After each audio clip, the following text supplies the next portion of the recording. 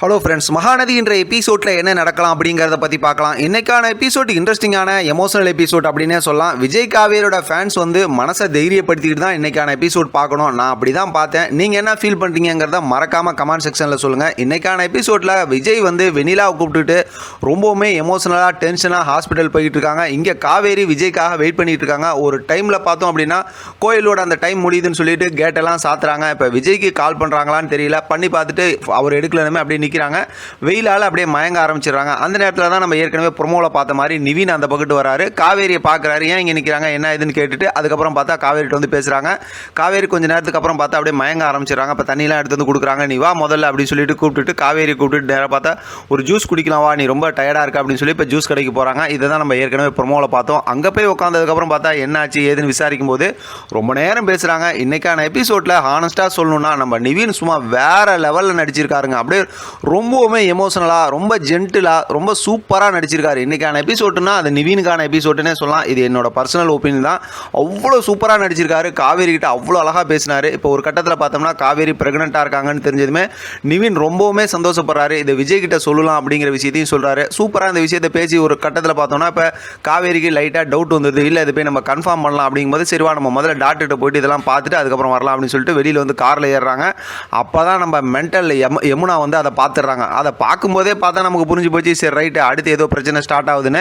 அவங்க பார்த்தா அவங்க ஃப்ரெண்டோட அங்கே ஜூஸ் குடிக்க வராங்க. இவங்க அந்த ஜூஸ் கடையிலேருந்து வெளியில் வரும்போது பார்த்தோம்னா பார்த்துடுறாங்க.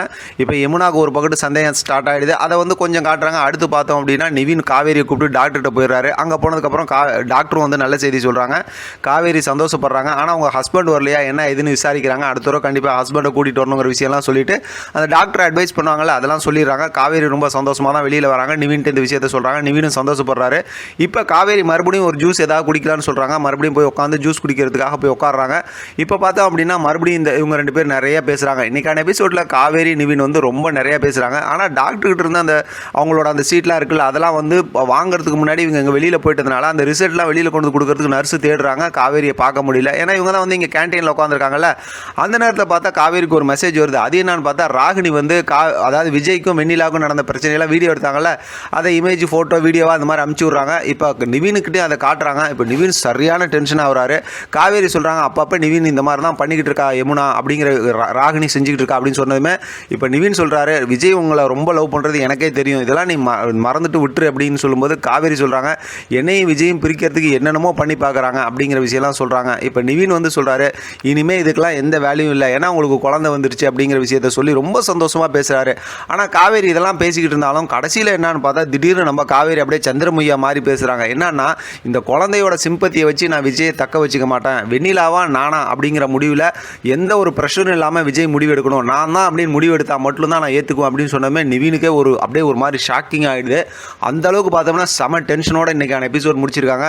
சாரி எல்லாம் யாரும் கோபிச்சிக்காதீங்க, 3 நிமிஷத்துக்கு மேலே ஆகிடுச்சு. அந்த அளவுக்கு இன்றைக்கி ஸ்டோரி இருக்குது. இப்போ நான் சொன்னதே ரொம்ப கம்மி தான்.